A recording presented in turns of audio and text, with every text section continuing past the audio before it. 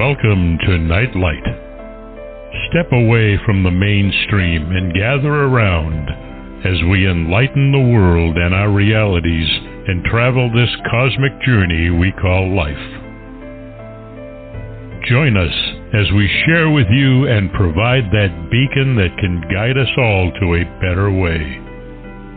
Explore with us as we examine a metaphysical montage of spiritual insights, covering everything from the mundane to the magical, UFOs to unicorns, and everything in between. This is a time of awakening, of sharing and evolving, of spreading our wings and soaring on the cosmic breath of creation.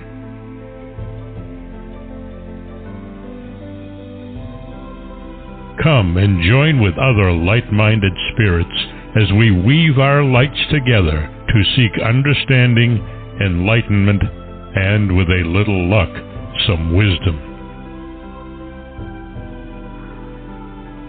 This is Nightlight, a reminder that you are never alone.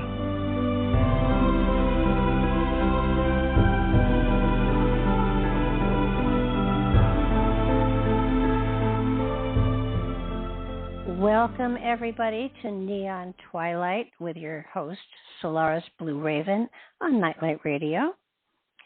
I think it's Solaris is one of those people that you can say her name and she doesn't need an introduction.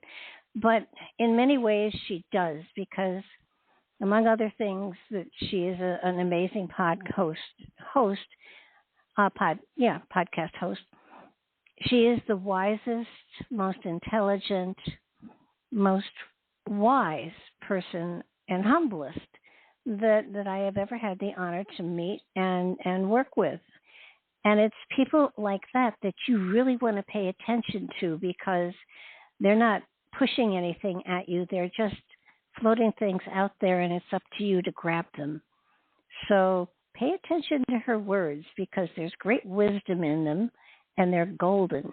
And even though there aren't trumpets and bugles sounding when she utters something, it doesn't mean that what she has to share is not worth anything, because it's those people that are the humblest that have the most to share, and they do it in such a gentle manner that you don't even know that you're being educated. So on top of listening to her here, of course, her other two shows are on Freedom Slips Radio. Please check those out as well, because she is well worth listening to. So, welcome to your show, Solaris. Well, thank you, Barbara. Such a lovely intro. Thank you so much for that. And likewise, it's a pleasure to connect with you always. We have a good time each month. We do. Like you're busy in the background. No. Yeah, I'm about to shut And you're it down. Yeah, that Angels was confirmation that my words were true. There you go. Yeah, no, that was my telephone ringing. I like that. It's pretty. I think that's happened before on the show. I know. And it's sort of like my phone is silent the entire day until I'm doing something on the radio, and then of course it rings its bloody head off. So that's typical. I actually went down and stuck it in the microwave once. Didn't turn it on, but it was a way to keep it quiet and out of ear, anyhow, out of reach. Oh, that's interesting. Just any way to shut it up. I mean, the first thing you have to do is look and see, is it a relative? There might be an emergency, and if it's neither of those two, then it can wait. So it's a matter of, okay, we will on with the show. It's right. That's one of the cool things about Blog Talk Radio and Freedom Slips and podcasting as a whole. It's amateur broadcasting, and even though we have maybe big microphones or not, or equipment that is sort of refined and everything, we're still amateurs. And I think we're professionals. I think it's just organic. It's just not censored. It's free flowing. We're more than that. We're professionals. We've earned that. Right? No. To be a professional in my mind, you get paid, and unless you're being paid, no. For radio, no, never. No, I'm not either. So I mean, that to me, if somebody has any criticism for anything that I say or do, it's like, hey, change the channel if you don't like what you're listening to. I have no problem. I'll never know you changed the channel, so go for it. Right. You have the peanut galleries once in a while, but yeah, I think everybody loves your show anyway. Well, I like doing great YouTube channel. Yeah. Well, and I think the thing is, and I tell everybody, if I'm not having fun, I'm not going to do it. So, and I've been doing Nightlight for going on 16 years now. And amazing. It's never felt like work. It's always been fun and an adventure. And, the day that it becomes, work, I mean, I'm retired, That's right. It's your hobby, right? Kind of. It is. It's my avocation, not my vocation. Mm-hmm. And I've learned so much by the people I've interviewed and the people I've gotten to meet, and it's been such a wonderful learning experience for me. I jokingly say that Nightlight Radio is my PhD program, because I talk to whole bunches of PhDs who have written books, and I get them to tutor me for 2 hours for free. Mm-hmm. And, you can't get any better than that. So one-on-one. Yeah, it's been a wonderful adventure. And I've met spectacular people that I never would have met before, ever. And, some of the authors are in England and like Graham Phillips and Lynn Pickett, and then, all of those guys. Andrew, I don't know where Andrew Collins is, but he fits in with the English people as far as I'm concerned. But they're just people that I never would have had a chance to rub elbows with or talk to about, their books or whatever. So it's not the con, because nobody's getting paid or anything, but it's a great way to get an education. Mm-hmm. And because it's radio, you don't have to dress up. Yeah, that's what I love about radio. Yeah. Oh, well, audio. No, I have a philosophy about that.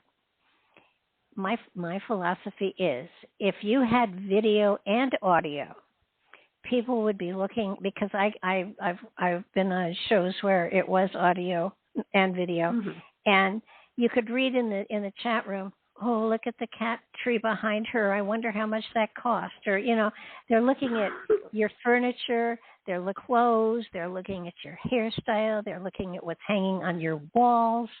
And well, I know you can get, what do they call them, screens or whatever. Screen?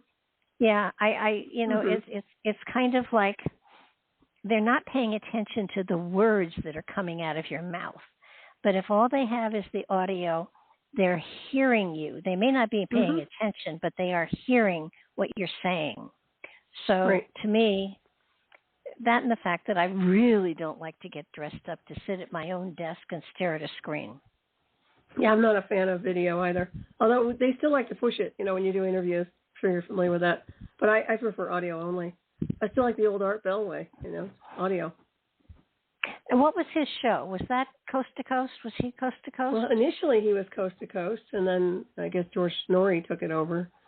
We call him George Snorri. But he was over there where I was with Dark Matter Digital Network. That was his network with Keith Brolin, and that's where I was incorporated. They put me on board over there with Hyperspace. That was my first show with Hyperspace, was over there on Dark Matter Digital Network with Art Bell, which was really an honor to be part of that, because we didn't have very many females over there at the time. So, yeah, it was pretty cool. And I had Keith Rowland, who was his producer, producing for me, and it was quite an honor, actually, to be in that kind of a situation. So, absolutely. I felt very, very honored about that.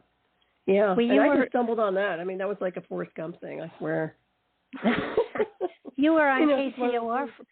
You were on KCOR for a long time, too, weren't you? Yeah, I was. I mean, I've had you over there, I think, several times over. And then, of course, Tina kind of just let the station go so she could continue on with her own business with the train store. So, yeah. But I enjoyed it at K-Core. I really enjoyed it over there. Missed that a lot. Still at Revolution Radio right now, but it's kind of, I like my hyperspace night over there. But it's okay. Everything's okay. What's the difference between your hyperspace and your witching hour? Nothing really, other than the fact they're just two shows back to back. I try to keep more of my high-profile guests on hyperspace versus just more casual with Revolution Radio on Raven Star's Witching Hour. But right now, I just kind of trade off and do what I want to do. And I do know that I have a lot of guests who prefer early hours versus late night. So my show is at 5 p.m. Eastern time on Fridays, so they like that. A lot of my guests enjoy that versus staying up late. Oh. Yeah, but I'm a night owl. Even though I get tired, I mean, you lose enough, I guess. No, I am too. I don't know. I'm wondering. That's when I am the most inspired, and I don't know if it's because nothing else is going on, or if it's because the veil is thinner at night. Could be a little of both, but I can tell you where I live. There's always something going on, and I live in a rural area. Although there's always weird going on. There's always somebody driving around. There's always something happening up here. I don't have any silence, right? There's always something happening. Lately. Not used to be kind of quiet up here, and it's changed a little bit. So that keeps me up too. By the way, speaking of happening at night, there are 2 meteor showers going on tonight. Cool. And if you look to the south, that's where they will be occurring in the sky, in the night sky. Which ones are they? I don't know. I'll look it up. They are popular meteor showers. It's on the tip of my tongue. That's okay. I'll go look. It's not the Perseids. I don't think that is this time of year, though. Let me double check. Yeah, but there are 2 meteor showers happening at the same time, so it should be interesting. And where you are, were you able to see northern lights when they occurred? Not really. We had one time where it looked kind of pink. The sky looked kind of pink that morning, but it wasn't much. I mean, it was pretty, but nothing like what everybody else has been getting. So, yeah, those are. I believe it's called the Aquareid meteor shower. Is that what you're talking about? Yeah, I couldn't pronounce it either. And then there's Alpha Capricornids. So there's 2 different ones. Yeah. Let's see here, July 18th to the 21st. So that's been going on. Wait a second. That one's already gone, isn't it? And then we have July 29th and 30th. No, 29th and 30th. That's the one I was thinking of. Okay. But also to be paid attention to is there have been some amazing solar flares lately that are screwing with all of our electronics and everything. So that's going on. So when doing predictions for August, when the Earth itself is going through a major shift that happens every 25,000 years, you kind of. I know when I was on Coast to Coast, George Norrie said, "Well, isn't this going to be over soon?" And I said, "No, this is an ongoing thing that we've got going on here. This is a societal change that's ongoing. We'll never see whatever we thought normal was again, and what we have right now is going to be the normal for several years, maybe decades. So, at least according to what I was getting when I was doing the predictions. So, it's going to be kind of interesting. But I digress. You had a great idea as far as the topic where we should start tonight. Oh, yeah. Underground tunnels and bases. Is that what I just said? Yeah. Yeah. I thought that was interesting. And I guess, we can look on so many different levels with this. I know there's obviously the militarized version. But what I'm looking at is first of all, why did they even bother to live underground? And how many tunnels do we really have across the board? I know you've interviewed some interesting guests in connection to putting out books on this topic, right? Mm-hmm.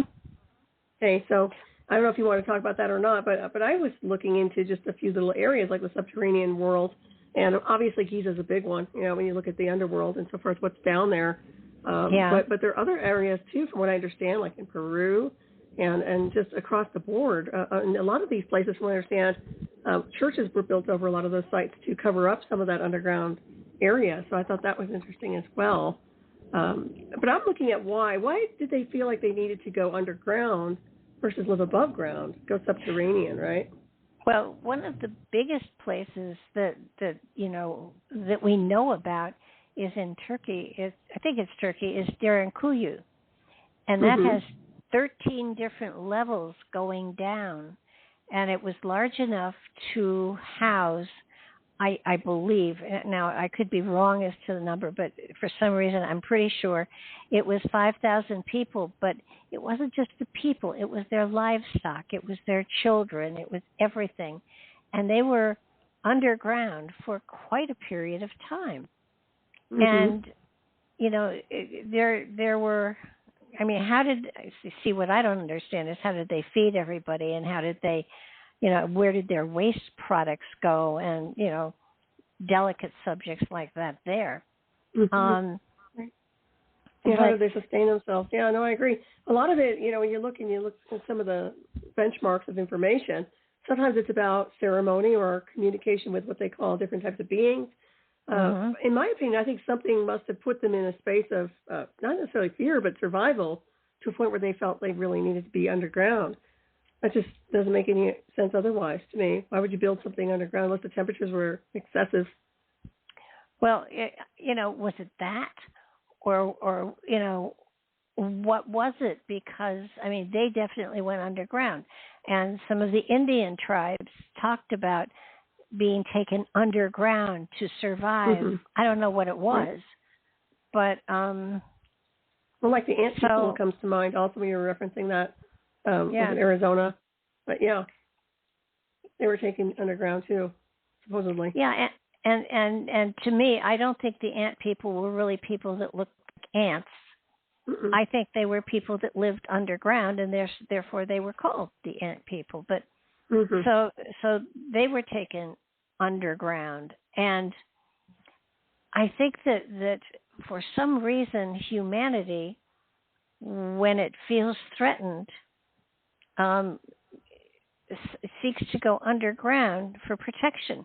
Because when you look at a number of things here that signal to me that something is being prepared. First of all, there is an underground facility in the Arctic that has the seeds, the DNA seeds of every creature, every plant, every tree, every seed vault. What you're talking about? Yeah. Yeah. There's that underground there. Why is that underground? And then you've got the Derinkuyu. Why did they go underground? And it just seems to me that humanity, when it's threatened, tends to go underground. Whether it's a storm, a storm shelter from the weather or hiding from, even during colonial times, they went underground to hide from the Indians or the whatever who were coming to attack them. So I think it's something ingrained in us as humans. And when you look at all of the places that have the underground tunnels, in Paris and in Turkey and in India and the underground stuff that's in Antarctica that is obviously there, it seems to me that and Mount Etna, there's supposed to be tunnels in there. And you look at the Bosnian pyramids, they have tunnels leading to the Bosnian pyramids that are underground tunnels. And the cool thing about the Bosnian pyramids is that if you can, at least when I had Dr. Sam on the show, people could go and volunteer and help to dig. And they found that when people went into the tunnels and helped to dig, allergies were cured. All sorts of rheumatism, arthritis was cured. I mean, there was something about the environment in the tunnels that cured people of unbelievable things. And so why do we have this need to do? And yet again, well, look at Egypt. Egypt has all of those underground tunnels, and there's a spaceship there underground as well. So, although they're not going to tell you they're there, but they are there. I mean, and I think they've actually been sealing things off in certain areas. Whether it doesn't really matter which location on the map when it comes down to underground tunnels. I think that on a lot of levels, they're just kind of securing the areas. You know, I remember reading something about some of these people that go out and just want to play an Indiana Jones thing where they just want to go investigate, and they get sealed off some of these locations on the map so that they cannot access underground. I don't think that's an accident. No. Look at what they did in the Grand Canyon. Kincaid's Caves. They tried to debunk them, but I don't think they did a very good job, because they spoke about this guy Kincaid, who discovered these tunnels that had Tibetan stuff in it, and it had Egyptian stuff in it, and they had mummies, and there were giants there, and it appeared, you could see it from being in the river, but the entrance was way above where the river was, and that led you to believe that when the river was at that level, it was, they could step off their boats and walk into the tunnel. So it had to go back hundreds, if not thousands of years that all of this stuff was there. And they had researchers there. There are lots of articles written about it. And then there are people saying, oh, no, this is all a fraud. Well, I don't think so. All of the mountains around there have Egyptian names to them. Now, why would they all have Egyptian names? That doesn't make sense. So what kind of got to me with all of this is, okay, so they were there. There are tunnels in there, and it's been reported, and so the government has actually closed them all off. People are not allowed to rappel down to where the openings are. It's a no-fly zone, and the reason is because the condors are nesting there. Yeah, right. Well, dual purpose, I'm sure. Yeah, once again, sticking territories, aren't they? Covert areas. If there's something important, they're always wanting to dominate the airspace, for sure. And surprised me. The other one was, are you familiar with Elizabeth Clare Prophet? Well, she had a whole, I forget what state, out west someplace. She had a whole colony there, and she was sure that nuclear war was going to happen, and they were going to go into these caves, and they would be in the caves as long as they had to be. And when they would come back out, then they would start the human race all over again. And I know a couple people that actually were in it was a cult. This one guy had all of his molars pulled, just in case, his teeth got infected or whatever. There might not be a dentist there, so he had his molars pulled out. Wow. And they had the stocks in there. They had foodstuffs. They had guns and ammunition, of course. And at one point, she had them all go into the caves because it was coming, and they did. They went this huge group of people, and I'm talking, I think, thousands. It was at least it was close to 1,000 people that went into the caves, and probably 5 years later, I was at a whole life expo. I had my Mandelas there, and she was selling her books. which are fabulous books, by the way. Mm-hmm. She writes great books, or wrote great books. She's since no longer with us. And we were sitting after the public was gone. We, everybody kind of just sat around and gossiped for a little while, and we were drinking wine. And I finally said to her, "Okay, so I've got a question for you." And she said, "Okay." and I said, "I know you took them all into the tunnels, into the caves. How'd you get them back out?" Mm-hmm. I said, right. Did you tell them it was a drill? And she just looked at me and she started to laugh, and she said, "The plumbing didn't work. It smelled horrible. It was, she said, it was just," she said, "all of the plans we had made just absolutely fell apart." And wow.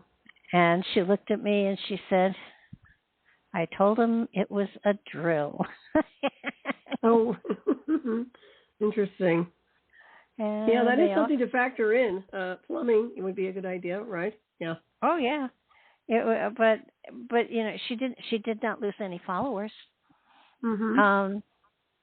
But then she became, I believe she had Alzheimer's or mm-hmm. dementia. Well, same thing. And I don't know if anybody has taken over that group. It was the Purple Flame, but she was an amazing, amazing lady. And mm-hmm. Her books are just The Lost Years of Jesus. Great books, well researched. Mm-hmm. Yeah. And she used Nicholas Roerich's paintings as illustrations. I mean, if you're looking for a good book and a good spiritual person to have written it, it's not heavy-duty religion as much as it is research. She talks about Benton Monastery, where they literally had like a guest book, and their guest book went back to the time of Jesus, and there was a record that Jesus was there. It's amazing. So, yeah, no, that is incredible, because I know Nicholas Roerich saw those same records. He saw mm-hmm. them, and other explorers have as well. So again, underground. We're going to go underground and it's safe. We're going to go underground, and so I have this. I keep getting these impressions that the drilling of these tunnels. I mean, we have felt the drilling underneath us. We've heard the interior booms as explosions have happened. So, everybody says, was that an earthquake? And while seismically speaking, it wasn't. There was drilling going on underneath us and down far enough so that, I live in a place where they have sinkholes, so it was. I know. We have some up here, though. Not where I'm at, but down in the town, they do have sinkholes over there too, underground. I know that a level of a government is drilling tunnels from the East Coast to the West Coast, for fast transportation and stuff like that. But beneath that, deeper yet still, there are. I truly believe that they are beginning to construct cities underground where humanity, can go and survive until the surface is livable again. I don't feel that it's going to be so much that there have been nuclear explosions and stuff, as much as we're going to destroy the atmosphere like we have already started to.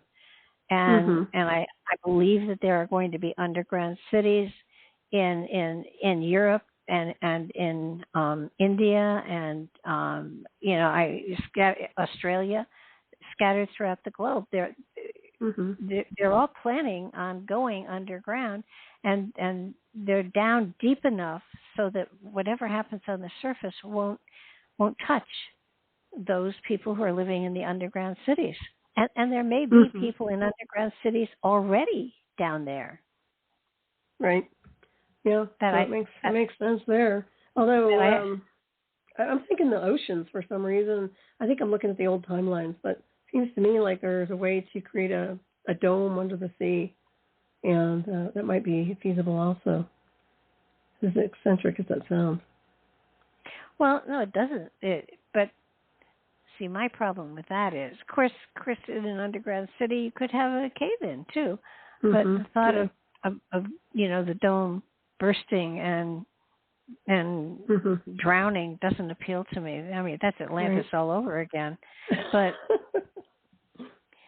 it just seems to me that humanity as a whole is sensing there is going to be a cataclysm of some sort, and I don't believe it's a war.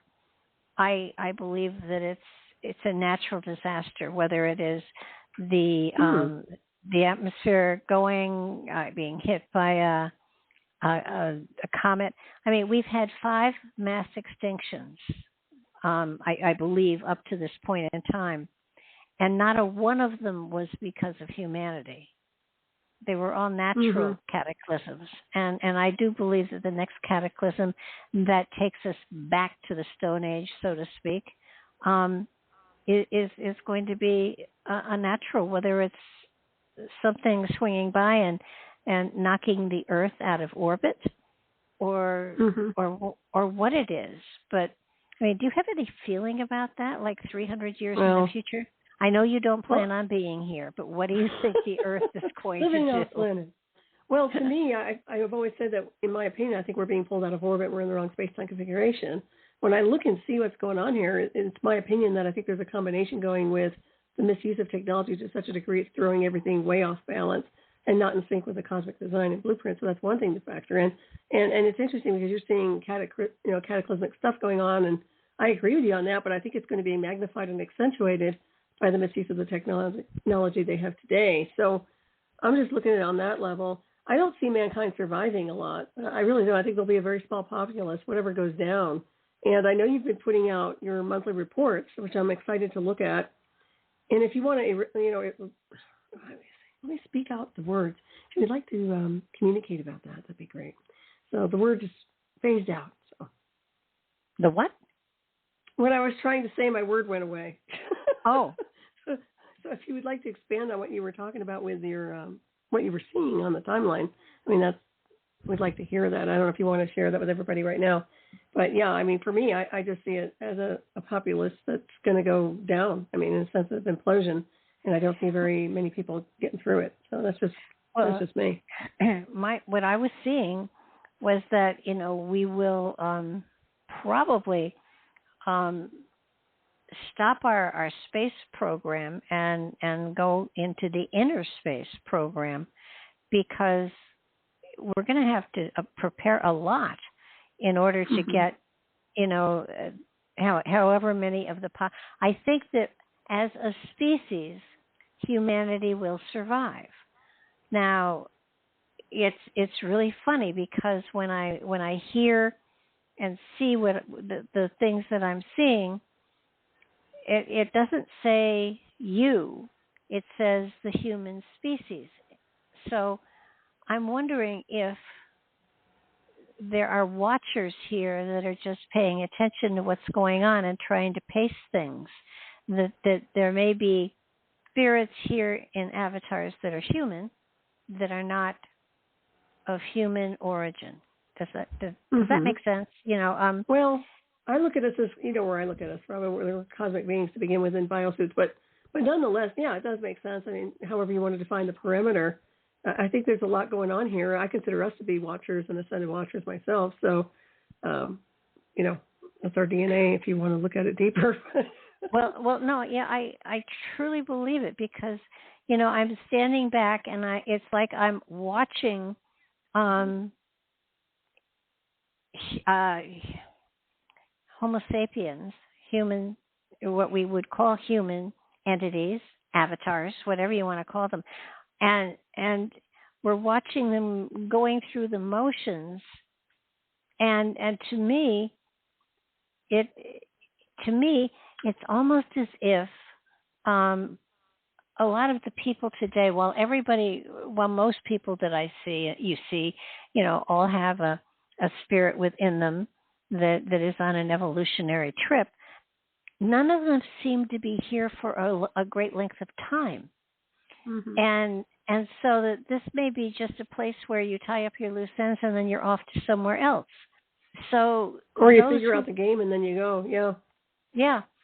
So that those that are indigenous to the planet, are going to go underground. But most of the people are going to finish out whatever they're doing in the next couple of 100 years, most of the spirits, and move on to another dimension, another time frame, whatever. Mm-hmm. Do you really see a couple 100 years? Because honestly, I don't think there's that much time in the illusion of time for this civilization at all. Well, I think a lot is going to hinge on what happens in the next 12 years. Mm-hmm. I think it's going to be sooner than that. But yeah, I agree. Depending on how the election goes, there may be 12 years of pulling back a little bit away from the edge. But once that 12 years is over, all hell is going to break loose. Mm-hmm. Now, I'm 80. That would make me 90. My family does go over 100, so I may see it. Mm-hmm. But you'll see it from a different universe, even if you're not here. But I bet you'll be around. You said you wanted to make it until at least 100, right? Oh yeah. So you'll be around. I want to embarrass my great grandchildren. I'm going to be off planet. We'll come in with a different fleet for you guys. How's that sound?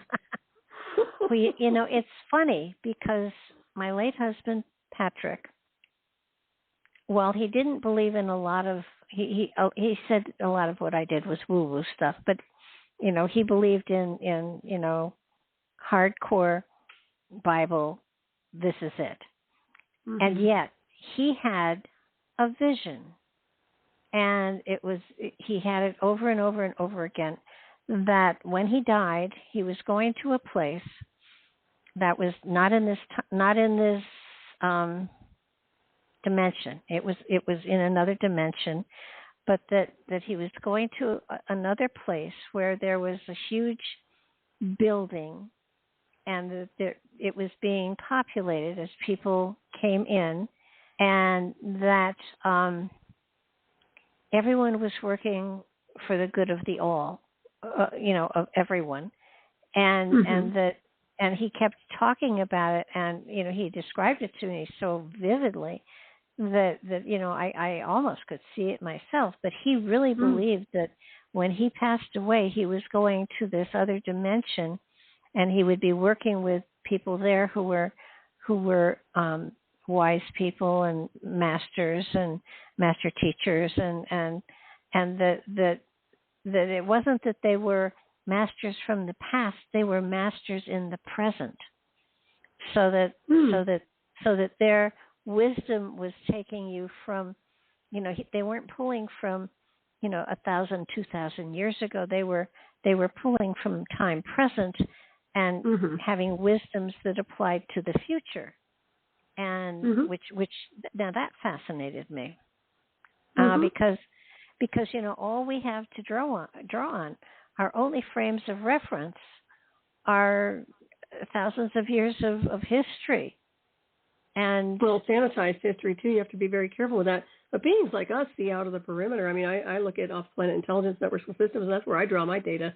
And I know a lot of it's accurate, actually 99.9% if you ask me. But and I'm just speaking for myself. But I agree. I mean, you can't really sometimes go by what's been left here, the remnant, because a lot of it isn't really accurate. Although beings who can actually access the frequency of the data connected to that remnant might be able to acquire information. Well, you go into the past, and you go way back as far as you can. And when the Homo sapiens at that time didn't understand something, they attributed it to the gods or a god. And we look back on a lot of stuff, especially I don't know, first 2,000 years BC, whatever. And when they saw things they didn't understand, they made up stories And they created these stories and these fables to explain something they didn't understand. Right. And so today we sit back and we look and we kind of chuckle at how silly they were and how they made up stories to explain things they didn't understand because they had no frame of reference. And we feel very above all that. You know, we understand. The reality is I think we're doing the exact same thing now. We don't understand, you know, we don't understand a lot of what's going on. And so we have made up gods and created religions that you know, take it forward, you know, and I don't understand why people don't understand we're doing the exact same thing that you know, caveman did. It just keeps going round and round. And you know what's interesting? I mean, a prime example of that would be Black Technologies departments.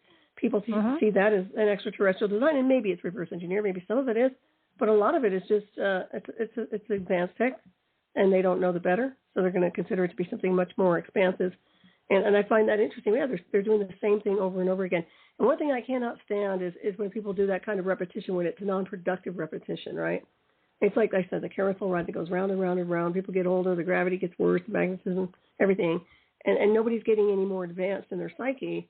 And honestly, without getting too political, I mean, we always get political anyway, but, you know, they want everybody to be one shade of something or one level of evolution, and that's not a good level of evolution because they're the ones creating the feed. So once again, you're getting a dumbed-down society, which is never going to find the truth unless they do some really deep soul-searching and seeking.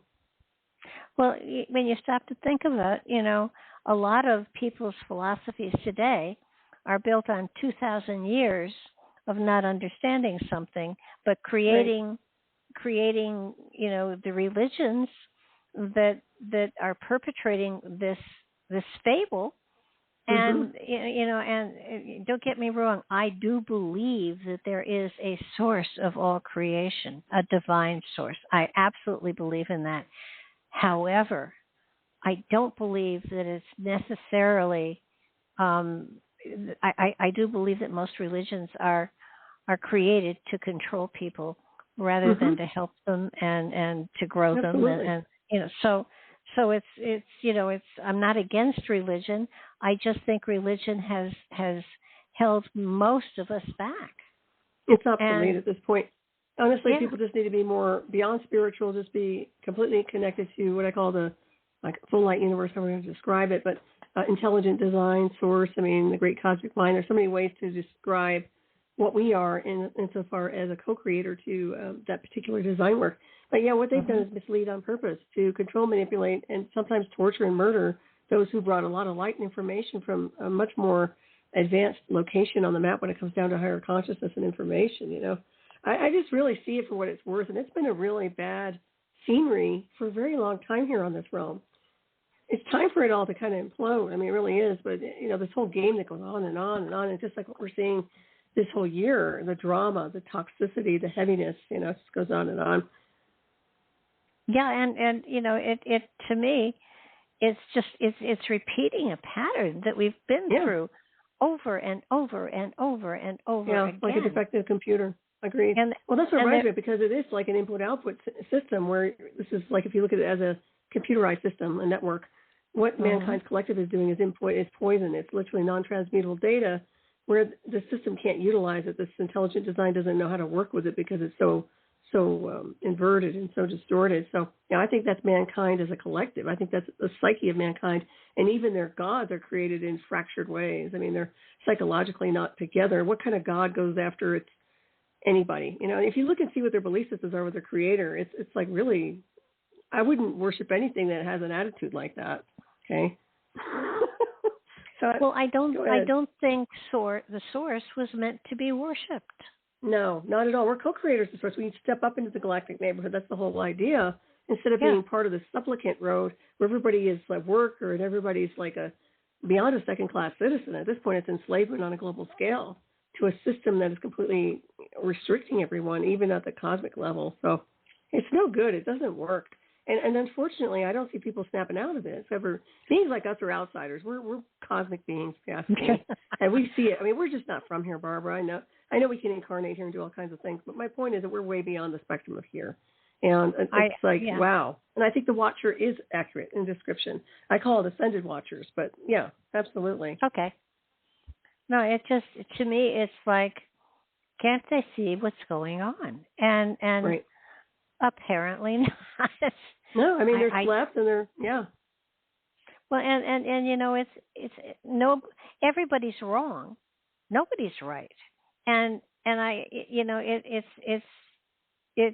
a power struggle, and creation is not meant to be a power struggle at all. Mm-hmm. And you know, I'm better than you are, or I have more than you do, or that's not the way it's meant to be.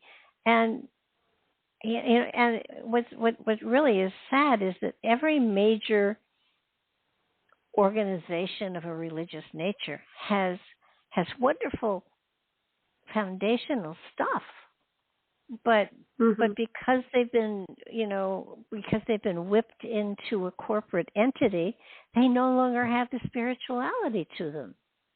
Can you imagine, though, Barbara, having? Oh, go ahead. I'm sorry, I don't want to cut you off. Go ahead. No, go ahead.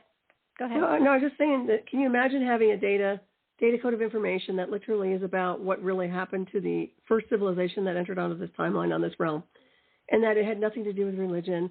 Perhaps it was an accident beyond space-time that happened. You know, literally just to have some kind of a benchmark that has organic composition where it's literally correct versus the obfuscation and the lies and deception. Can you imagine how much more advanced society would have been had they just been left with the truth and something to work with versus all this, you know, the sideshows and distraction? Well, it just seems that at some point power comes in. And when that happens, then you once you have the power, then you have deceit, and then you have conspiracies, and then you have, you know, the rest for control. And you know, you look at things that are going on in this world. There are wars going on in this world. There shouldn't be a need for war. There's plenty for everybody, and you know, it just, and you know, the one thing that, you know, we haven't heard anything about, which is really kind of interesting. We've heard about conspiracies in branches of government and even in the military, but what happened to the space program? Oh, I know. Well, it's black and it's breakaway. And that's the thing is what we're seeing with NASA and all that. We've talked about that before. It's all obfuscated. It's all a candy scenes, like Candyland. It has no value. But go ahead. Well, I think I'm wondering why we created a space program when there was already one there. And not only was there already one there, it was multicultural and multinationality. It wasn't, you know, these are just these guys and then those guys, and it appeared that it was something that was more of a world organization as opposed to a country organization. Mm-hmm. That's a good point you make. Well, I think that in the black technology sciences, they do have that in the sense of it's global. However, it's something nobody will see unless you get pulled into it in some formula or another, in my opinion. But still, it's to leave everybody in the dust. I mean, that's the breakaway civilization they want. But that's our cosmic heritage. So technically, we should have access to everything that they're doing and utilizing for this particular globe here. And that's not happening. You know, but that's why I get so infuriated with the linear stuff coming from mainstream space projects, because they're insulting when you think about it. Well, they're a waste of time and money. Right. And plus, we can do much more than that. What are we doing, you know, playing with these old tech? Just the same old game board it's always been, and nothing but a distraction. And I don't even think people are proud to even watch it. Like in the old days, you know, they had the pseudo program running about the moon and this, that, and the other, you know, for patriotism in the United States. Everything now is just like nobody trusts the data. Nobody trusts it, because once you lie to the masses, you'll never trust it again. It's as simple as that. Hi, Mark Eddy, by the way. Yeah, yeah, he did pop in. Well, and you know, the thing that really got me was that in a lot of the India, you know, and I differentiate between Indians in two ways. And I do not mean disrespect in either of my ways of designating them. It's just to differentiate the difference between, Native American Indians and India Indians. I say feather or dot Indians. But in the Vedas, and they can be almost 7,000 years old. Some of them, they have descriptions of creating ion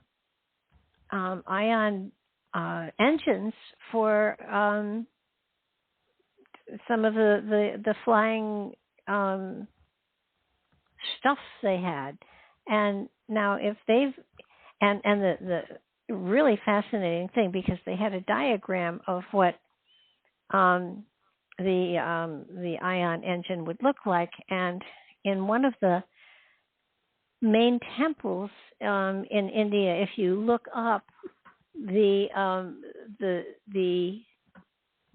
ceiling is designed and looks exactly like the Hadron Collider.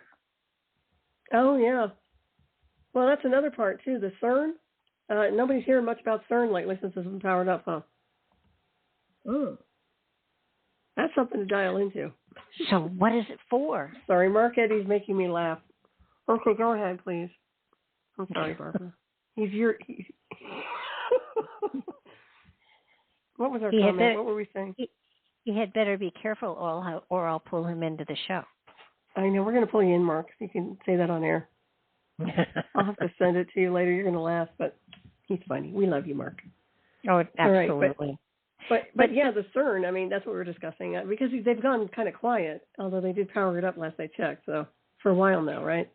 But the thing is, they I think one of the ships that we've sent into deep space had an ion engine that propulsion? was oh yeah, that's old school. Yeah, that's been around. So absolutely. So and that thing is being powered by the sun. Mhm. Well, they have solar sails and everything else. I mean, we've had all kinds of cool technologies. But hear about it. It's sort of like, are there parts of this world that just aren't connected to the other parts of the world? I mean, I think so. I go to the grocery store, and in a month's time, I can spend $700 on food, and it's me and the cat. And well, tell me about it. I have. Go ahead. I don't eat meat, so you can imagine. Yeah, I know. I cook hamburger for my dogs. I don't eat meat either.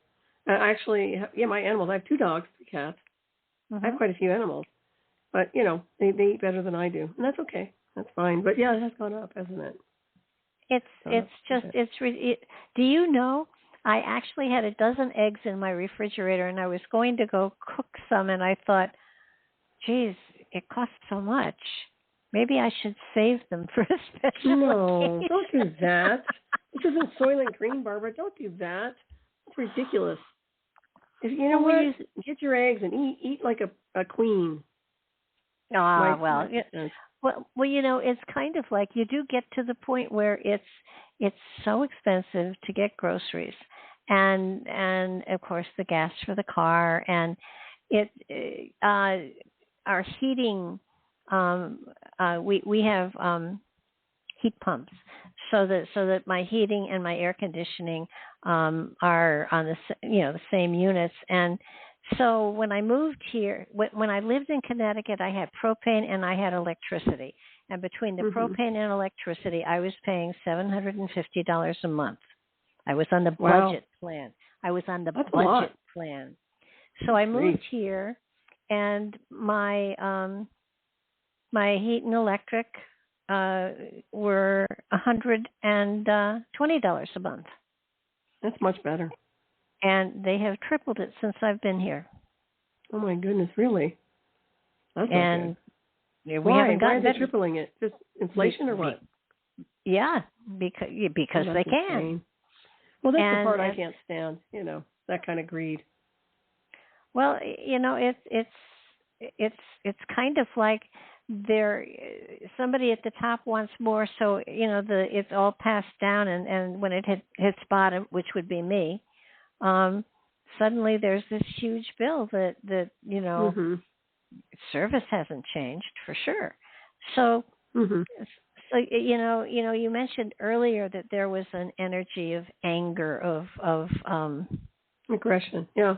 Yeah, and I can see it, and Mm-hmm. you can, and it does feel to me, and with doing the predictions, I'm seeing it get worse and worse and worse. Mm-hmm. And as we come up to November, it's going to be very bad. And between November and January, I think there are going to be massive riots.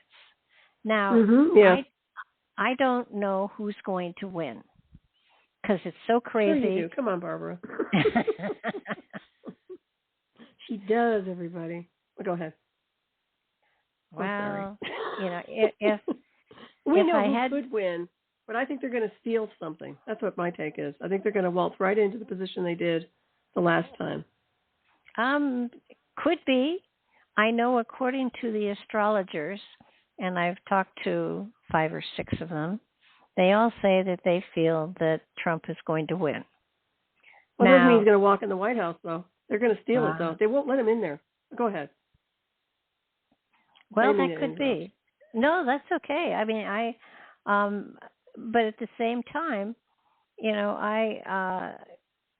I feel that the opposite party is so panicked, and it's not. They're not panicked because they're afraid that there's going to be fairness and justice. They're afraid that they're going to be prosecuted, and that the one party is going to take off after the other party, and that in order to prevent that, they have to prevent that other party from getting power. But I do see. So what happens then? They are so afraid of being shown up for being corrupt that they have to be more corrupt. Well, more corrupt. But you know what the thing is with these guys, and you know that they're literally, they play dirty. And like I said, even if Trump gets everything and he wins legally, they'll find a way to negate that. And they won't let him in. I'm telling you right now, they don't want him in the White House. Something's going to have to happen. I know people talk about a civil war and this, that, and the other. And I would say, yes, they are corrupt, and yes, they are guilty of an awful lot of crimes, including some that I would consider to be war crimes. And they are held accountable, but there is no accountability in a system that's corrupted right now. Our judicial system, everything is so corrupted that you can't win in a system like that except for the criminal. So what happens? We have to reconstruct it. That's from ground zero up. And that would take, I think that's going to happen. If they steal this election again, if they do what I think they're going to do, to waltz in there, just look at the way they're putting Harris in already. Like, nobody even invited her to be part of this yet. And yet she's the one they decided on. A group of people decided on her. And I'm telling you, that was a big error to just waltz her in that position as potential president. And, of course, they want her slated as president. I think they're all going to get their butts handed to them. I think that people are going to go after them. And I'm not saying regular civilians. I'm saying they're going to get hunted. And not by the political parties, not by the Republicans. They've just put themselves in a very bad situation, and they don't even see it yet. So that's my take on it. As far as Harris goes, they say she has the votes to get the nomination, but the convention is until August. So, well, where did she get the votes from? I guess assuming she would get Biden's. What about the other people? Don't you ask, like, there were other people that were interested in running, right? Wouldn't you kind of like, it doesn't seem right to me. It just seems like that's pre-selection, okay? That's what I'm getting out of the whole thing. If you get it down to that, they have made it impossible for anyone else to get on the ticket. That's right, and impossible for anybody else to win also. She's got it in the bag, corruption-wise. She does. And if people need to understand that, even if Trump wins, they're going to get livid because he has a big following, and he has a great potential to win. And I'm sure, because I'm an astrologer too, I'm a timeline astrologer, but I can tell you point blank, these guys are going to fight tooth and nail to keep him out of there. They've already tried to take him out, and I don't think they would stop at trying it again. So, Did you see that? Did you see that he had bank accounts in offshore places? Yeah. Was he a 20-year-old kid? And also yeah. connections to BlackRock and the FBI. Oh yeah. That's not conspiracy, man. Just check it out. Look it up. It's pretty sad, isn't it? Yeah. What is a 20-year-old doing with that kind of an access with bank accounts like that? This kid was an asset to somebody. Okay. Clear and simple. And not to mention, they had line of sight. So how could you screw that up? Honestly, we can go on and on about that. Everybody else has too, I know. But well, I think the fact that he was shot in the head, so there was no way that he was going to talk. Right, he was expendable. Mm-hmm. But at the same time, to let him even get, obviously somebody died, other people were injured, and that was a stand down, if you ask me. I don't care what anybody says. And I am glad that they made the Secret Service, I guess the head of the Secret Service resign. I think that's appropriate. Oh, yeah. Oh, geez, yeah. And what a smug little face she had. I don't know if you watched that at all. Yeah, yes, I did. Yeah. I definitely watched it, and all I could think of was she doesn't think anything's going to happen to her. Of course not. They get a get-out-of-jail-free card. And I do believe that she didn't resign until she got the golden parachute. Mm-hmm. Yeah, you're right. They paid her to step down. Right, and even then, she has a career. There's nothing. I mean, these people, like I said, once you're in the club, you're in the club, and they can't really do much to them. Maybe make them step down in the political arena, right, in the eyes of the masses. But at the same time, these guys have everything they need. She's set for life. She can retire early if she wants, whatever. No skin off their nose. It really isn't. And if anything, it's just an ego thing that she doesn't have that particular position. So what? Well, she's going to write at least a couple of books. So.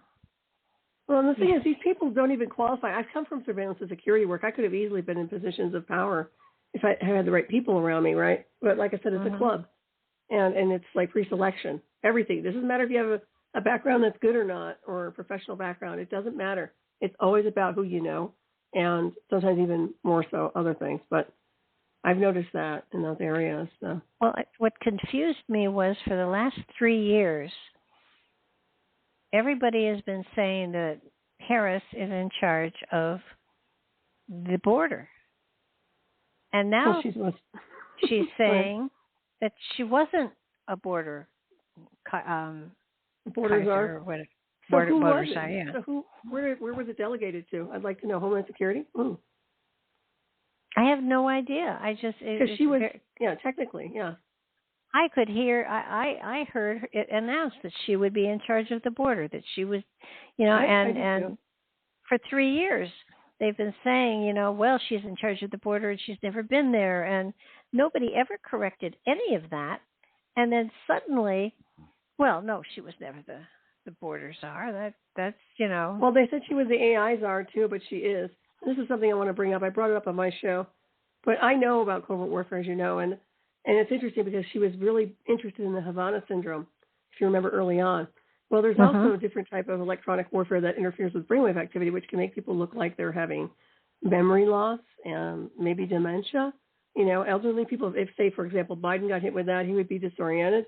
I'm not saying, I know he has problems minus all that, but I'm saying she has access to tech like that could make it even worse for him and remotely do something like that to actually mess him up. So how much of that is actually done behind the scenes to amplify the situation to get him to step down? Who knows? I'm just saying she did have access. She does have access, and she was the AI czar, which means she has access to those classified projects. Well, I know he was taken to the hospital and then returned from the hospital over the last 2 weeks. I forget where he was. I mean, he was in this country, but he was taken to the hospital, and then he was returned that same evening from the hospital. So I'm wondering if he had a stroke or if he had, first of all, I have to say, I don't like him, but I feel very sorry for him. I really feel that he has been manipulated and that he has been taken advantage of, and I know that he's done a lot of illegal stuff. The family has gotten rich, and they've done. I understand that, but I still feel sorry for him because I don't think he even understands what's going on now. I really feel bad for him. Yeah, no, like I said, how much of that is dementia, though, and older, obviously he's older, and how much of that is maybe something created by electronic warfare targeting system, which literally attacks the brainwave activity of the target remotely through a signal, which is highly possible considering what they are capable of doing in that particular division. That's my point. But yeah, and he won't remember any of it. That's the beauty. It's like Total Recall. If you saw that movie. You'll go someplace, you won't remember who you are. That's what they do with Manchurian candidates, a lot of the time, with MK Ultra and split alters and synthetic alters. So, and they can heterodyne all this stuff on. I mean, I know the tech so well I could work for them. I wouldn't work for them, but my point is I expose them. And but I'm just saying I'm suspicious of her because I know what she has access to. I've been tracking her insofar as what she's been doing with access to the tech, and it just smells kind of bad to me right now. I still think Obama's running the show behind the scenes. I've said it before. I think he's the puppet master to some degree, and he's really given everybody his information and input in order for them to make the decisions they're making for the past 3-4 years now. And I think Harris is going to be tied right into that again. So Harris will be another Obama. And so far as the feed she's going to get is going to be him. Oh, yeah. No, I totally agree with that. Because he stayed right there in Washington, and for some reason, he didn't leave. Nope. Of course not. Why would he? When he has access to things, he doesn't need to. Yeah, it's real interesting to watch this play. I'm telling you, this is so interesting. And it is interesting to see what you get on it. I know you're very good and accurate when it comes down to your analysis. And we could talk Yellowstone and other things that you were mentioning to me off air, which is really, there's no such thing as coincidence, Barbara. When you get a hit on something, it's good. And people know that now. So I'm sure they've known that for a long time. Well, actually, it's really kind of interesting because a lot of the stuff in a lot of the monthly things have happened, and I just write what I get. I really don't think I don't think because if you're putting your own spin on it, then it isn't as pure, and it's sort of like I wrote something. What was it?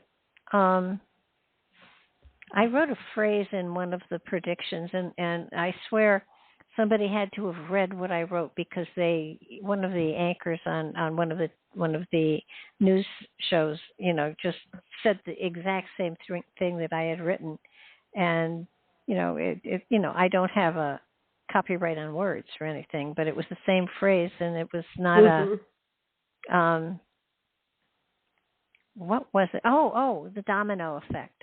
I said that the domino effect was about to take place, and then suddenly on the news, one of the newscasters said, "Well, the domino effect is happening, and they're shoving the first domino over, and when one goes over, the whole rest goes."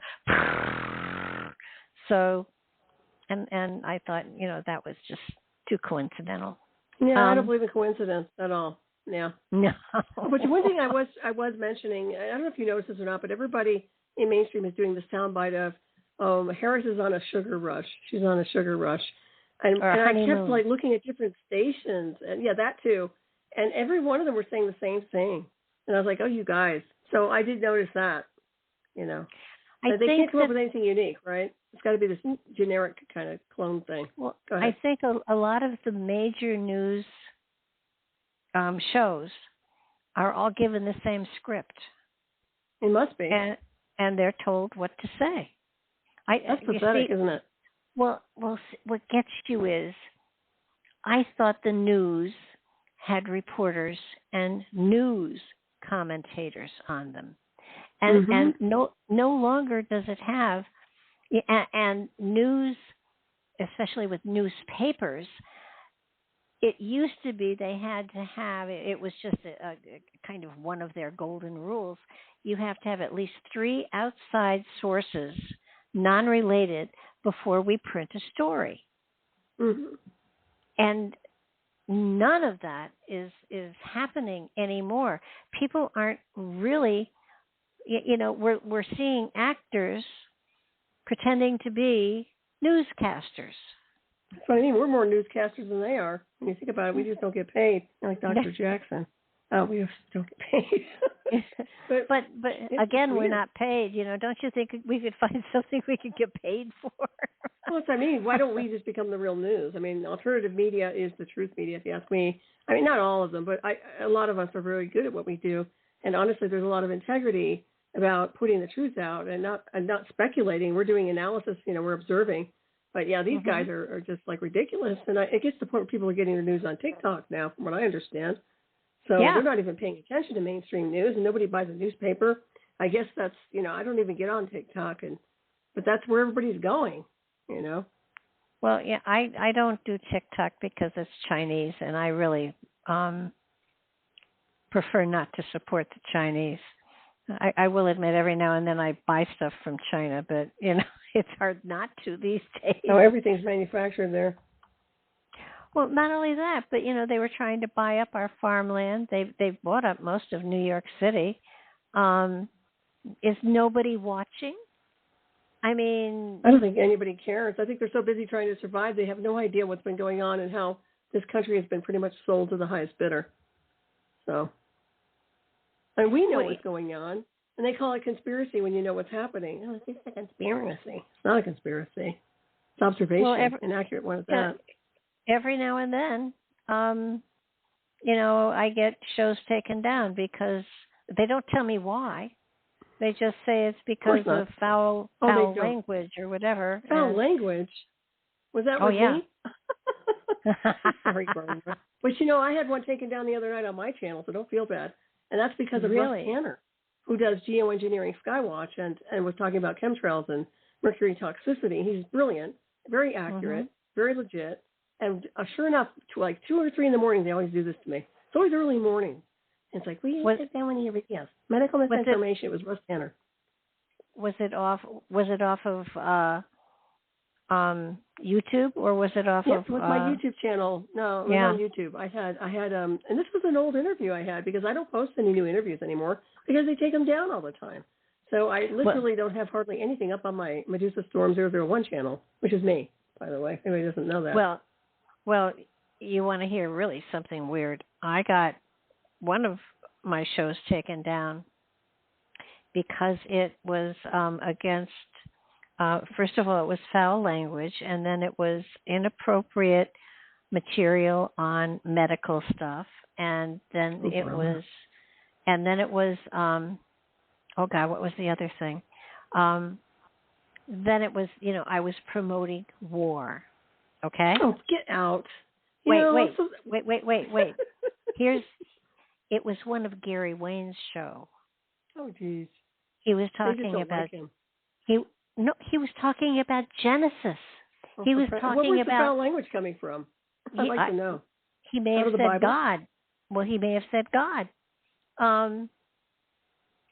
But what gets me is he was talking about the Bible. And he was talking about, the stories in the Bible.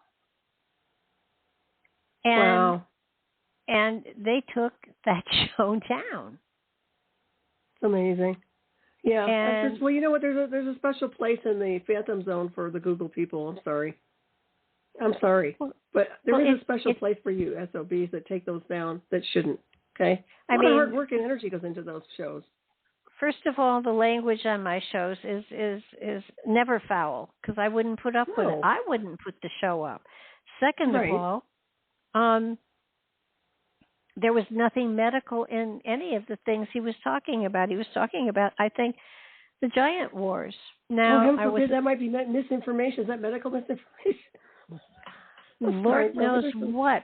But it was like, just tell me exactly what it is you're objecting to, because this was a show with a biblical scholar.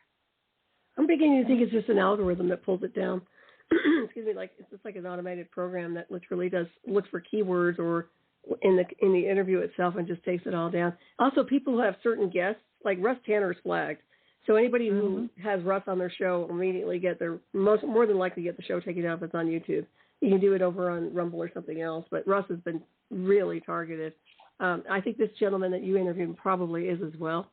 So that's another thing. As soon as they see his name, it's like, oh, just take it down, you know. Well, I think Leo Zagami is another one that I would love to have on the show, but I'm sure it would get taken down immediately.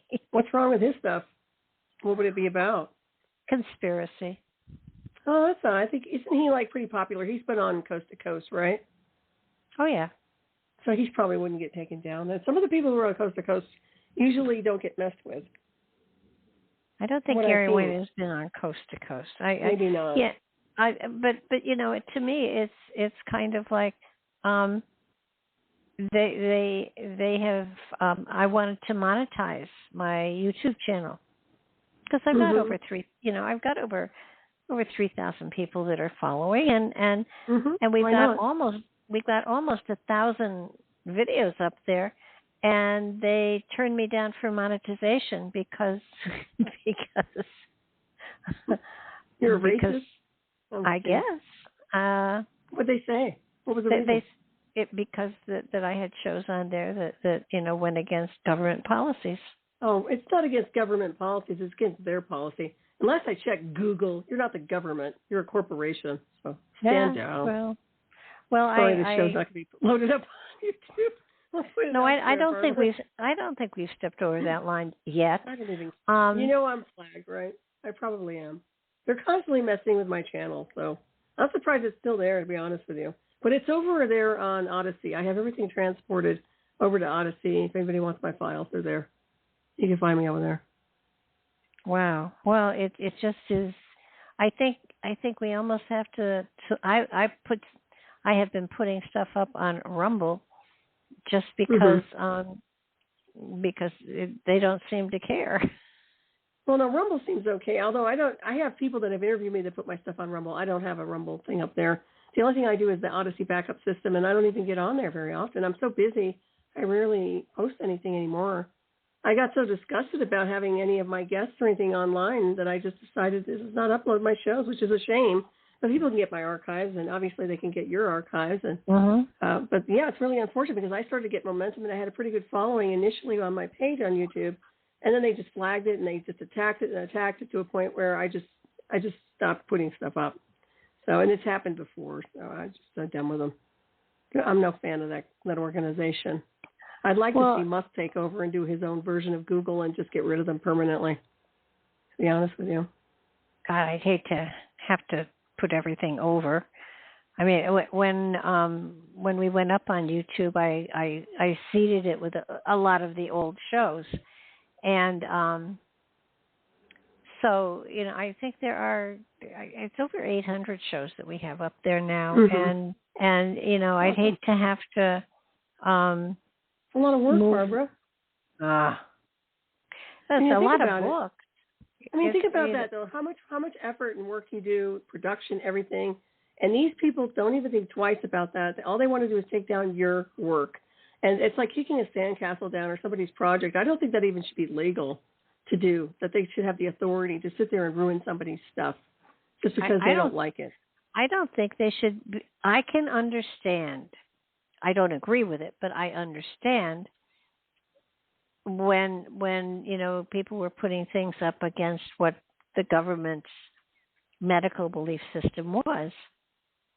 And I can understand that theoretically the government was trying to protect the population, theoretically.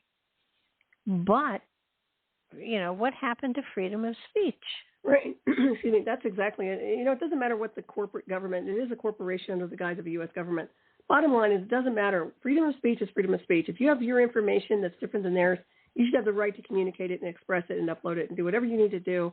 And nobody should have any problem with that at all. They should stand down and mind their own business. If they're that threatened about an opposition of a different opinion, that they have a serious problem. And as you can see, they do have a serious problem. It has to be their way or no way, and that's not the way that Cosmos rolls. So I get very passionate about all this stuff because I can tell you point blank, I refuse to be censored like that. And like I said, I do my own thing, and then my work gets out there in one formula or another. So these guys are out of control, though. There's no doubt about it. I mean, that's why people are so stupid. This is why society is so dumbed down, because they're not able to express themselves. They're not able to stand in their power or communicate their power or stay in their truth. It's just terrible. Well, I think too that there is a problem with the general population in that they are content with taking actors on TV for serious reporters, and they don't take the incentive to check things out and to look into things, and and I will admit openly that if you go in and you're Googling and you're looking up stuff, you have no idea where that stuff came from either. Mm-hmm. So it's their version of data. Yep. Yeah. So it then has to become, this is the hard part. This is the real hard part that is so difficult most people don't do it. You have to think. That's true. Yep. Instead of critical listening. Thinking. Yeah.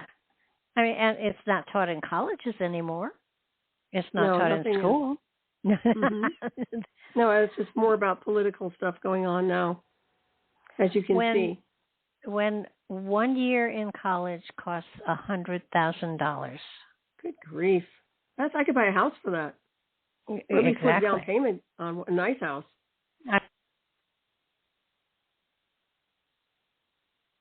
Barbara? And his, No, for a second I couldn't hear you. No, okay, I just make sure you're still there. Yeah, no, I have a friend whose son is in college and is paying $80,000 a year for the college, and he has a daughter who's going to go to another college, and that college is over $100,000 a year. What are they studying to be? One is computer programming, I think. The other hasn't declared yet. But that's ridiculous. But the thing is, if this person is able to afford to do it, but when you take out a student loan to get through college, then you can't afford, whatever job you get, your paycheck, they take a part of your paycheck to pay back the student loan. I have a friend who's, I think she's 50 or 55 now. She's still paying back her college loans. She shouldn't have to. I thought they stopped that. I thought they had it where everybody could have their college loans forgiven. No. Ridiculous. No. Well, but they're giving all these people coming over the border free education, right? Oh, yeah. Oh. And they're taking our Social Security money to do it. Yeah, I won't see that. So, I'm happy you're retired, Barbara, but I'll never see that. That's why I need to live off planet. I'm not going to see any retirement here in the ocean of retiring, so I'd love to reside elsewhere. Yeah, no, I know lots of people that are trying to live on Social Security, and it's impossible. I mean, you might be able to pay rent, but then you couldn't eat, wear clothes, have heat, water, gas. I mean, you might as well, get a tent and pitch it someplace. I was going to say, I think you're seeing a lot more people living like that. And now I think they're rounding people up. From what I understand in California, I think they're trying to clean it up for the political scene. But nonetheless, all those people that were homeless now, I guess it's becoming a crime to be homeless after they've encouraged people to be homeless for how long now? And all of a sudden they're rounding them up. I mean, this is amazing to watch all this crazy going on. Where are those people going to go? Well, you know what I've often wondered? Now, this goes back probably at least 10 years, maybe 15. And it was a big news thing. And I know Jeannie and I, hopped on it and tried to discover what was going on. It was FEMA, and they had 800 camps scattered all across the country that would be open for disasters. And they were manned, they were supplied, they had food, they had water, they had sheets, pillows, and everything. They were ready to have people. I think it goes back 15 years anyhow. And then we had Katrina, where we had people that really needed help, and the FEMA camps weren't used. We've had another, a number of other huge catastrophic things happening, and the FEMA camps were not opened. When we started to get hundreds of thousands of people across the border, I just wondered, why don't you open the FEMA camps, put the people in the FEMA camps, and then process them from the FEMA camps? Right. Well, better yet to secure the border. But yeah. Yeah. Why are those camps not being used? Why are they being manned and supplied? And when they were 15 years ago, when they were hiring for those FEMA camps, one of the questions that the people were asked who were applying, the men especially, they were asked if they would be able to fire a gun against a U.S. citizen. So, what are those? Love that. What were those camps for? Are they still there? And all I can think of is it would be a great place to put all of these people coming across the border. It would be a camp. They would be secured. They would be fed. They would be housed. They would be given medical attention, but they would be processed. And if they satisfy the requirements, they would be welcomed into the country. And if not, they would be deported. I mean, it's that easy. Why aren't they using those camps? Because they don't have a brain, or they're saboteurs. It's one or the other. I would say it's both. They don't have a brain and they are saboteurs. No doubt about it. So, but yeah, that's a great suggestion. But my point is, don't even let them in unless they've been vetted. And that's not happening. And I just saw something about now they're forging virus cards, which is like COVID cards that people have been vaccinated. So they're more concerned about that and cracking down on the fake cards, proving that people were vaccinated versus the illegal themselves. This is one thing that I think it was Schumer that was running his mouth about. And that guy's as crooked as he's the top of the line for crooks. I mean, I really don't care for that piece of work, let me tell you. He's been a saboteur since day one. I mean, that's the guy who's been running a lot of the calls. Him and Pelosi both have been running a lot of the stuff that's been going on around here, and I wouldn't put it past them to put a hit on the president at all. Trump. What, Joe Biden or Trump? No, Trump. Well, obviously, I wouldn't Trump put it past him at all. He's already had Pelosi's crazy about him. I mean, yeah, I know, but that's what I mean. I think they were behind a lot of that because Pelosi's absolutely insane when it comes down to Trump. She's so triggered with him. I mean, she gets this psychotic look in her eyes like I've never seen in somebody. I've never seen such crazy-looking eyes on a person in my life. Well, the trouble with people like that, they get out of control, and then what they do is they literally, with being out of control, they fuel other people from getting out of control, and before you know it, you have an angry mob that is, that will come after everybody. Not just the people and that's what I am afraid is going to happen as we come up to Election Day and between November 6th and Inauguration Day. And Inauguration Day, right. If Trump wins, I hope they have him in a bubble. Well, it's going to be like the Pope. He's going to need one of those, for he has one of those shields. But I don't think they're going to let him in the White House. I understand that Trump is probably going to win. He probably should win, and he probably will. But I don't think that come hell or high water, these guys are going to let it happen.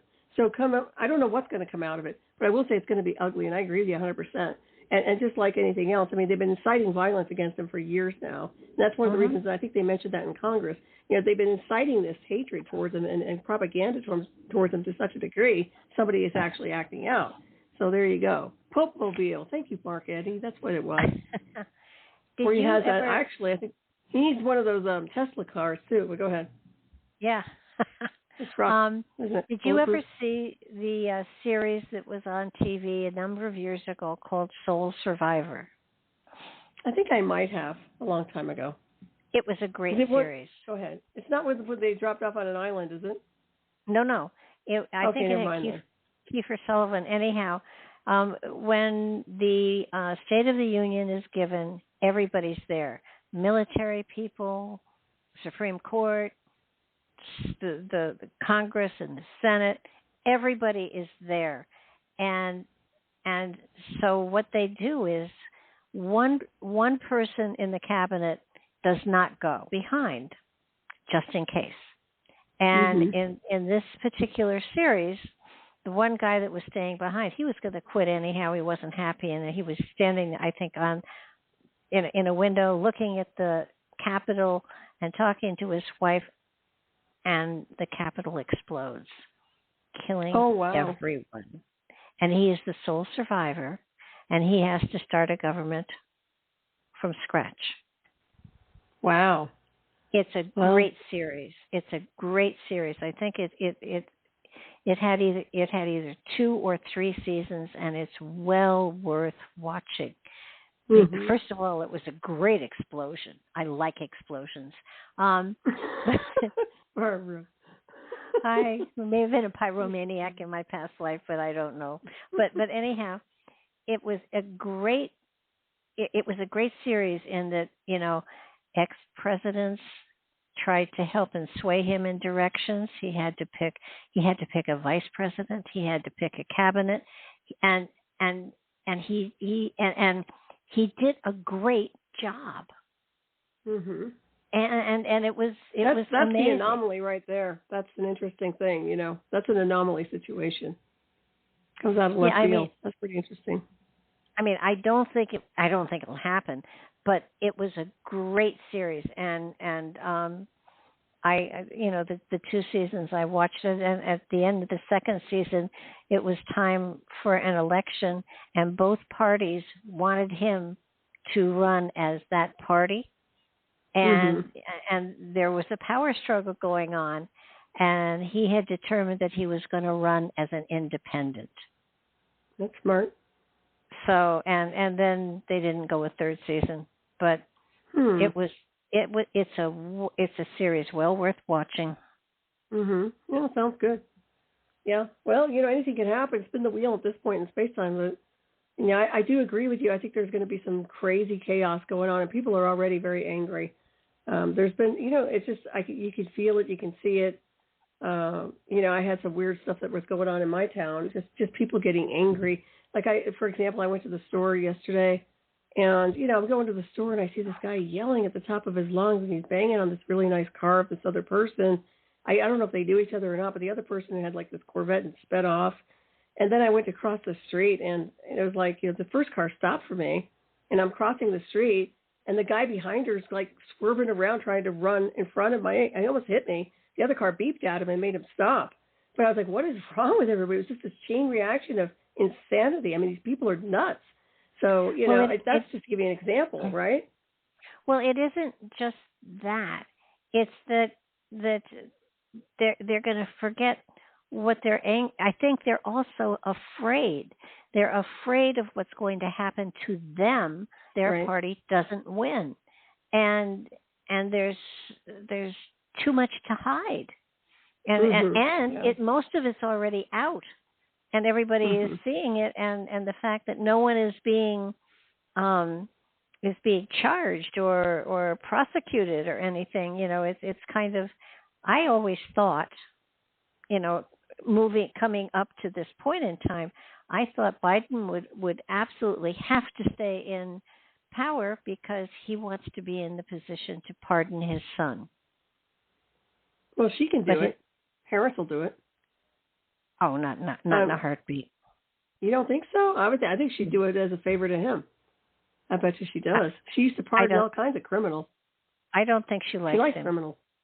Well, but though she does make an act like, oh, we love you, Joe. But, it's all propaganda. I agree with you on that. But who knows?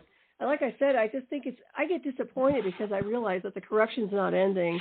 There's no one to counter the corruption at this point, and people who do are usually getting targeted severely. So it kind of bums me out on that level.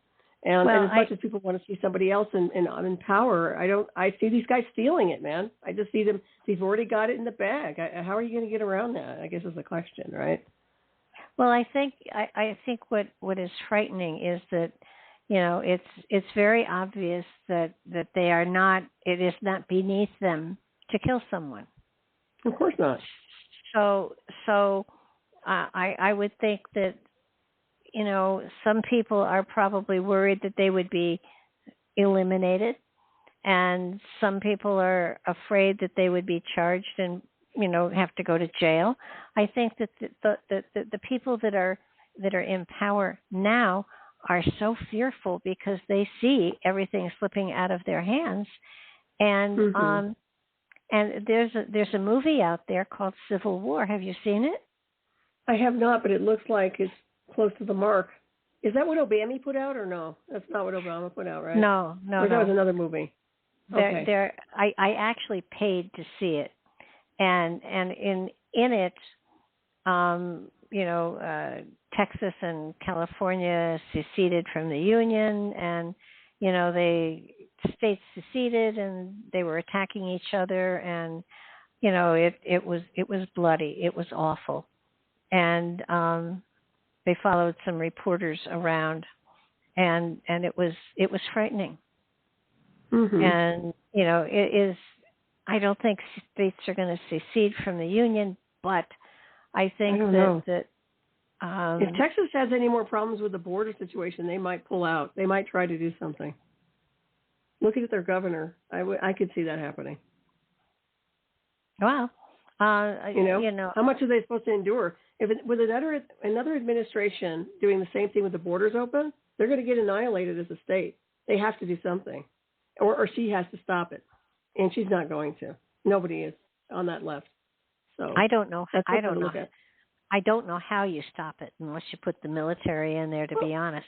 Well, the military isn't, but they've been here for 4 years watching it go to hell in a handbasket, and nobody's stepping above and beyond and saying, look, these guys are committing these particular crimes, and they're disempowered now. We have to make them step down. All of them step down. I mean, the military could have done that, if you ask me. They didn't. I know they can do it. I know that there is a level of military that can make these guys stop. So why isn't it happening, I guess is the question. Well, why is Pelosi running around? Why is Schumer running around? Why are they allowed to keep doing the criminal stuff they keep doing? And I'm not saying right or left. They just happen to be part of the criminal syndicate. Well, they keep being elected. People, it's not sort of legally. That's my point. And they'll dispute that too and say, oh, that's conspiracy. No, I believe that a lot of this stuff is really, I don't think it's accurate at all. I think a lot of it is not legal in any formula. Well, let me tell you what happened here in Nashville. My neighbor Phyllis and I went to vote. We voted early. And we have a thing here where you go in and they check your name off and they give you a card. It's like a card you would put into a computer, one of those, blank on both sides. So you would go to this one machine and you would stick your card in and you would make all your selections and, click save and all of that. And you take your card out. Well, when I took my card out, there was nothing on it. It was totally blank on both sides. And then you were supposed to go to another guy and he would feed it into the machine. And I said, something happened and nothing was recorded. He said, oh, it was recorded. You just can't see it. And I said, no, nothing is recorded on this card. This card is blank. There's no mark. There's no indentation. There's nothing here. He said, trust me, it's there. He took it and he put it in his machine. And for all I know, he put it into a shredder. And wow. Phyllis did the same thing. Now, my son, where he voted, there was writing on his cards. There was no writing on my card. There was no writing on Phyllis's card. I don't believe I voted. Wow. And I'm wondering if that happened in more places that, people said, oh, obviously it's computer stuff and I'm sure it's there. No, it wasn't there. I did not vote.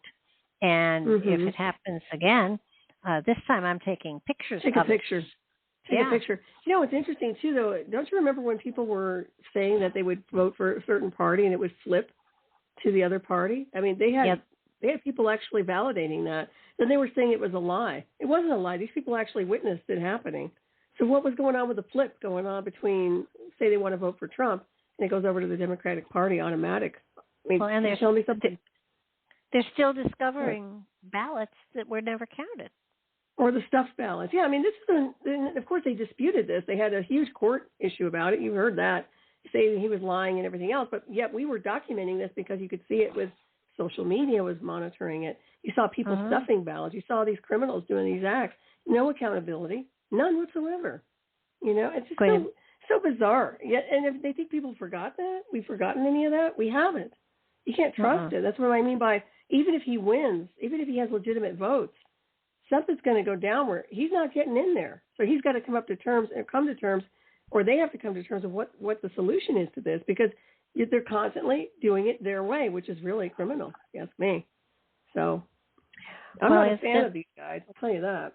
Well, it was funny because I remember Jeannie and I stay up all night with elections, big elections. Mm-hmm. Yeah, a lot of people do, yeah. And we went to bed, and Trump had won, and we got up, and Biden was president. Isn't that weird? Surprise, Jack in the Box. He did not campaign. He stayed in his basement. He didn't nothing. Debate. And that's another thing. This is the first time that debate we saw between the two is actually really how he is. We never got to see that the last time. They cloaked it. He was never put in a position where you had to talk to him like that without the media coddling him. Knowing that Harris won't read any of the briefing folders, she doesn't want to be bothered with that. She doesn't, it's going to be very easy, interesting. There is supposedly a debate. What is it, September 9th? Oh, September 10th. It's right before the 11th, which is auspicious as hell. So, yeah, I think it's the 10th, if I'm not mistaken. It could be the 9th, but I think it's the 10th. But I don't think that's going to happen. I think something's going to go down. Honestly, your psychic radar might know more, but honestly, it just seems to me like, something's afoot. Something's going to be dramatically activated before, in my opinion, they have a debate. But we'll see. We'll see where it all rolls. It's just a month and a half away, right? She can't hold her own in a debate. She just can't. No, she's incompetent. And people say she's not. I don't think she was ever a sharp DA. She waltzed her way into all these positions due to whoever she was, involved with on a relationship level. We didn't get there. And then, of course, she wasn't qualified to be a vice president either. And we saw that riddles and rhymes, talking in tongues, and a sense of not having coherency when she's being asked a question, talking to people like they're, 3 years old. Actually, 3-year-old children are more intelligent than her. So, honestly, I'm not impressed. And now, all of a sudden, she's waltzed into a position of potential leadership where she's going to be a president. I don't think so. Somebody better pull the plug on this. Sorry. Come on, military, move your ass, please. I'm sorry, I shouldn't swear. I think some people thought that she would be pulled, but I don't think so. I think she will run. Well, I think she'll run, and I think they're going to make her win. That's what I mean. That's why I'm so disgusted. I'm like, wow, we know this isn't where we have the freedom to make the right decisions here. This is a criminal syndicate making all the shots, calling all the shots, and creating it to a point where we already know what the outcome is. You don't even need a crystal ball because they're so corrupt. So I'd be very, very shocked if Trump wins and actually can enter into that office without them throwing a tantrum or trying to harm him. It's just, or coming up with another reason to go after him, whether it's another shutdown. I mean, they'll try anything. They'll try anything. Just like the CIA. It's going to be interesting because, there was a time in this country when there was a president of the North and a president of the South. You may have to go there again. I hate to say it. I think it's where it's heading. If it doesn't stop, if this crazy doesn't stop, something like that's going to go down. And that's not a good situation. You don't want a divided country. You want it unified, right? Yeah. I mean, I certainly don't want to have to deal with that. I don't think anybody else does either. That's what a Republican. But have you seen people that are leaving California like crazy? They're leaving New York like crazy too. Yeah. And Nashville is becoming a little big city. I mean, yeah, it's like that over here too.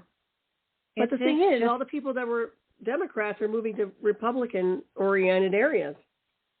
So is that sabotage related, or are they flipping sides? Which one is it? They're flipping sides for sure. I know Sean Hannity was an independent. He's now a registered Republican. Oh, that's interesting. I'm an independent. That's how I am normally. Yeah, so am I. Yeah, I mean, may the best one win, so to speak. At this point, I give it to, like, I have told everybody, I vote the person, not the party. Right. But, it's sad because Kennedy, they prevented him from even getting on the ballot.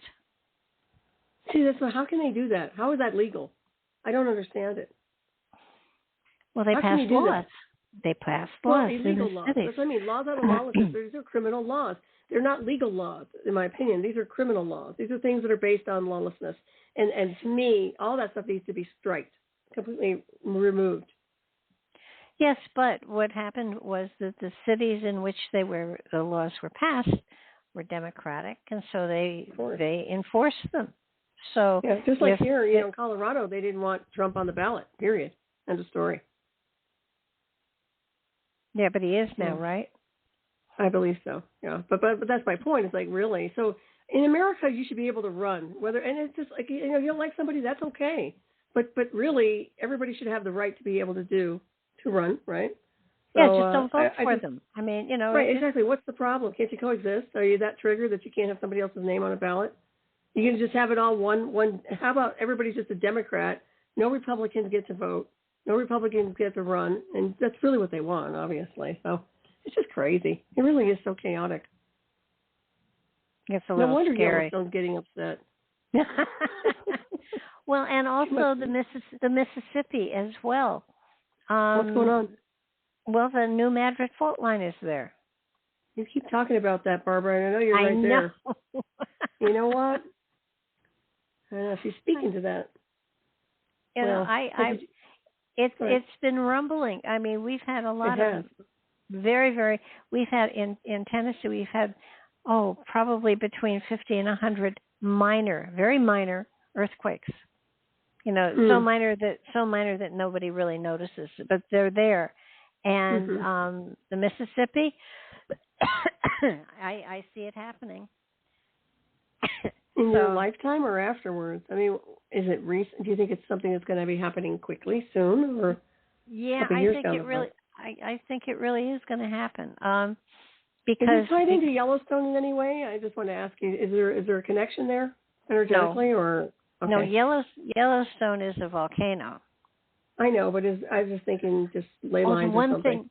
The one thing I did say in the predictions was that it was interesting. I said that that with all that we've done with our drilling and our fracking and everything else, that we had destabilized the plates, and so that the plates were going to be moving and shifting. And on top of that, what was it? I said something to the effect of volcanoes were going to be erupting that haven't, shown any life for a long time, and ice caps are melting. So it was like Mother Nature was having cold and hot flashes all at the same time. And because of that, and it's funny because people are saying that I believe the crust is moving, and that it has among other things to do with the fact that there is a polar shift going on, right? And that's gonna destabilize the weather yet again. The Gulf Stream, I swear, is changing, and so that we have this element of excessive heat in places that just isn't used to it. And I mean, I don't go out hardly at all because it's so hot and humid I can't breathe. I mean, it's in the hundreds, 105, 110, 115. That's ridiculous. So that's super hot. Yeah, so people should check out the YouTube channel for the predictions because they're frighteningly. I sit back and I just kind of go. That often I'll say, well, that's a bit extreme. Do we have to really go there? And damn if it doesn't come close. That's what I'm saying. It's pretty good prediction wise. And of course, how do people see that? What's the name of the YouTube channel? I know they probably know, but let's reiterate that. Oh, it's the name Barbara of your DeLong. YouTube channel. Okay, Barbara DeLong. So people can go in and check it out. Of course, your website's there, which is all kinds of cool stuff too, which I like. But yeah, they were doing they were doing measurements out in the town over here for seismic activity with sinkholes. Just to give you an idea of what's happening here. So once again, this is up at 8,500 feet. Okay, dealing with something else going on. I keep an eye on a lot of that stuff just because. I mean, obviously, there's all kinds of stuff happening underground, and but it is interesting when there's activity like that, and there's the potential for all this to go on. Oh yeah, no. Well, Barry Eaton, who's in Australia and an astrologer, is. Yeah, I've been on his show a couple of times, and he keeps saying, you know, are you an astrologer? And I keep saying, nope, I know my rising, my sun sign, and my moon sign, and that's it. And he said, but your predictions go so along with the astrological, what is happening. And I said, well, it's just a mistake, you know, or coincidence. I mean, it's which is kind of you fun. don't have to go by the astrology aspects. I think if you're really good at what you do, you don't have to rely on any of the charts or any astrological influences at all. You just go by what you're accessing. Yeah, I get it the easy way. You know, if I had to do all of the calculations and everything, there would never be another prediction. I think there's a lot of extra they don't need to do with a lot of that astrology. I do timeline astrology, which is a little bit different than what the people do with the regular charts. I look at the different levels of it on a different field. Well, I love the information that astrology gives. However, I don't know an astrologer out there that can do any prediction without all of the astrological talk that goes with it, which absolutely dulls my mind. You know, you know, conquest. The houses and all that. Yeah, I don't even waste my time with a lot of that. I look at the snapshot of the imprint, and then I just work from there on a different level. But I'm your atypical astrologer. That's why I do timeline assessment. I don't play the card. But I like the way you do your work, and I like the way you're reviewing everything and accessing your own information, which is accurate, which is very, very interesting. So I'll have to take a look at that. I encourage everybody else to take a look at it. And of course, these next few months I think are going to be very interesting. So hold on for the ride. Well, that's basically, you know, and I do mention that, you know, while this is going to be a chaotic time, a year or 2 or 3, it's going to be quite a ride. And once it settles down, it will be, and especially with the plates, with the tectonic plates, there will be a period of time that there is stability, but that's only until there's another shift. So it's kind of like, you know, catch your breath while you can, because, you know, it's never going to be stable for very long, not these days, for sure. Yeah, and it's unfortunate because I like bliss and peace, and I just want to be relaxed and not have to concern myself with anything, you know, and feel like this country is fortified and we can just do the work we like to do. And you know, on a cosmic scale, it's really unfortunate there's so much, you know, turmoil. Well, we no longer have the buffer of the Atlantic and the Pacific, you know, because you know, there have been Russian and Japanese fighter pilots off of Alaska. You mean lately. Chinese fighter pilots? Yeah. Oh, yeah. No, they've been around. Well, they're always around anyway when it comes down to their type of, you know, submarines, that's from what I understand. But, yeah, there's been a lot of aggression. There's a lot of stuff going on with the emergency alert messages back and forth. And, nuclear command programs and that and the other, from what I understand. So, yeah, there's some stuff happening that people aren't dialed into because they're not listening to the transmissions. But they're out there. You can access them. Well, I think that China is going to take over Taiwan. And... But I don't think they'll stop there, and that's their mistake, because I think they will try to go further and take some of the islands that are protectorate. So, you know, and they don't need any of that. You know, these people don't need any more territories. It's such greed. Honestly, it's just ridiculous when you think about it. Yeah, I mean, I think they'll let them take Taiwan because it was originally a part of them, but. It's not the same thing they're doing with Ukraine and Russia. Yeah, and I think they'll let them have it. You know, so once again, it's about territories and being reabsorbed into the hive, so to speak, of a different country. It's just really weird. They picked this time and the illusion of time on the timeline to do this, and I find that's not a coincidence or an accident either. So no, more of a distraction than ever. Yeah. It does make for fascinating news, but you know, when you're seeing soldiers getting killed and public getting killed, and you know, it's just, you know, I'd rather see, you know, two challengers, you know, fight to the death, and whoever wins the war.